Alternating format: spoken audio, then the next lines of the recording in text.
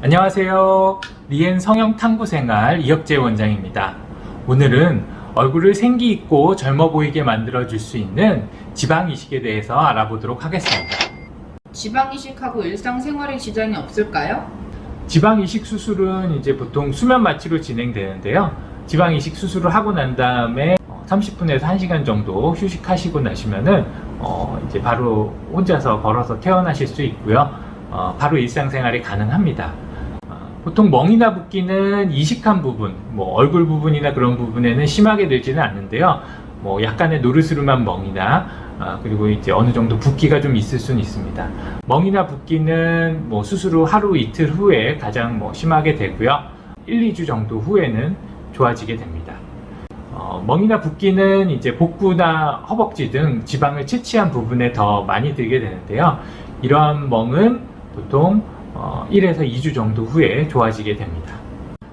지방 이식을 하게 되면은 처음에 이제 한두 달 정도는 조금 과하다고 느낄 수 있는데 지방이 생착되면서 일부분은 흡수되기 때문에 이식을 하고 한 달 정도 되면은 좀 더 자연스러운 얼굴이 되실 수 있습니다.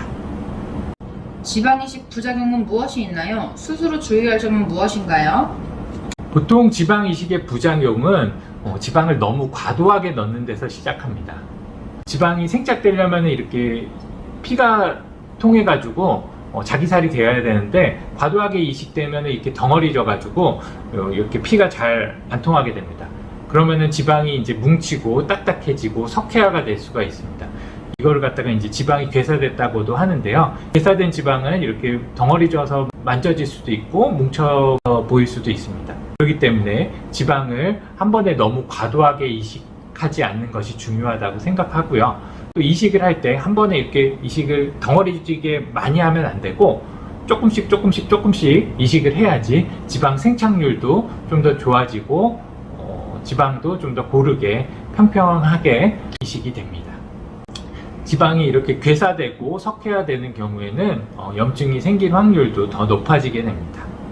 따라서 지방 이식을 한 번에 너무 과도하게 하지 않는 것이 좋고 충분한 볼륨을 원하는 경우에도 한 번에 많이 넣는 것보다는 2차로 나눠 가지고 아니면 3차로 나눠서 처음에 지방을 어느 정도 넣어서 지방의 이런 베이스를 만들어 주고 그 다음에 2차 때는 본인이 원하는 볼륨이 될 정도로 좀 더 넣어 주고 그리고 3차 때 또 이제 모자란 부분을 좀 더 넣어주고 이렇게 몇 차례 나눠서 하는 것이 좀 더 안전한 볼륨을 얻는 방법이라고 생각합니다.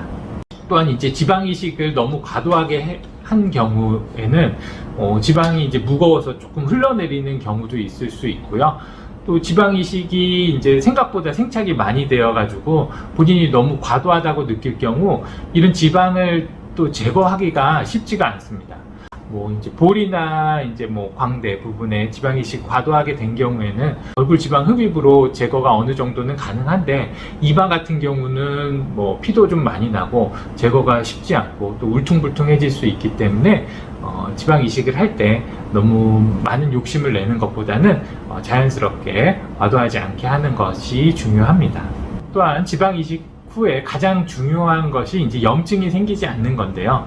염증이 생기지 않으려면은 수술 후 이제 예방적 항생제를 드리는데 그 항생제 복용을 잘 하는 것이 중요합니다. 그리고 흡연이나 음주는 염증의 가능성을 높이기 때문에 수술 후 한 달 정도, 지방이 생착되는 한 달 정도는 금연 금주를 하는 것이 필요합니다. 지방 이식을 한 경우에 지방을 이식한 부위보다는 지방을 채취한 부위에 멍이나 붓기가 더 많이 들 수 있는데요. 지방 채취한 부분에 멍이나 붓기가 많이 들어서 바이오본드가 생긴다거나 하는 경우에는 고주파 케어를 통해서 이러한 바이오본드를 조금 빨리 좋아지게 해드릴 수도 있습니다. 또한 지방 이식 후 이식한 부위가 눌리지 않는 것이 중요합니다. 이식한 부분이 눌리게 되면은 모양이 변형된 채로 생착이 되게 되는데 그러면 울퉁불퉁해질 수 있습니다. 그래서 이마 지방 이식을 한 경우에 특히 모자 같은 거를 쓰는 것을 한 달 정도는 좀 자제해 주시는 것이 필요합니다. 그리고 잠을 잘 때도 옆으로 쏠리거나 옆으로 누워서 자지 않고 똑바로 누워서 자도록 하는 것이 중요합니다. 네, 오늘은 지방 이식에 대해서 알아보았는데요.